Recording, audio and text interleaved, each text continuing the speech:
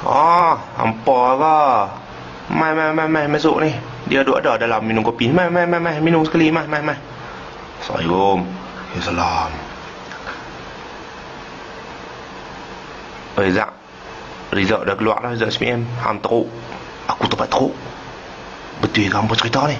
Alah, hang teruk. Hang semua fail semua. Biar betul. Betul ke hampa tengok ni?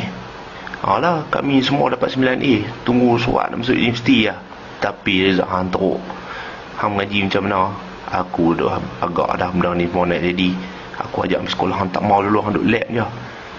Hang jangan cakap macam tu. Berapa aku nak murah hang? Tak mungkin. Betul hang tak percaya, hang tanya Lee tu. Dia tengok sendiri Rizal hang kat papan nyataan tadi. Lee abang kat aku. Dia tengok hang semua fail. Aku fail. Siap malam aku study. Relax lah. Tak apa, hang fail, hang boleh ambil paper Julai. Senang kan cakap. Hantar SPM tu susah. Siap malam aku study. Aku tak tidur lambat. Aku tak percaya aku fail, murung. Ya Allah, hang tak percaya apa hang tengok sendiri. Hang tengok sendiri kat sekolah esok. Dia duduk lekat elok lagi, besar kat papan nyataan tu. Kami abang hang tak percaya. Siapa nak percaya cakap hang? Aku dah study siang malam. Takkan boleh fail. Hang tahu dah aku tak boleh duit tuition. Bukan hang duk pergi clubbing ke dulu? Hang waktu pergi tuition hang penting. Hang pergi ke mana? Hang waktu tuition hang tak kesian ke mak hang tu kalau duit suruh hang pergi tuition, hang duk pergi clubbing. Weh, man, hang jangan lupa kita pergi clubbing sekali 3 orang.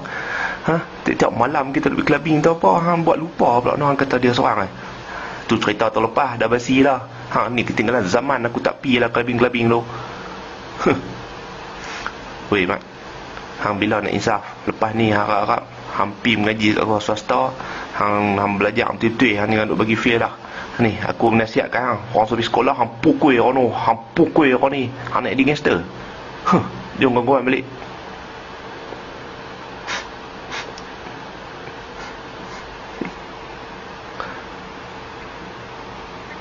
Bila masa aku pukul orang, aku pergi sekolah, aku mengaji elok Dia yang pukul orang, kata aku yang pukul. Tapi Rizal aku teruk. Aku kena mengaji, aku kena ulang lagi.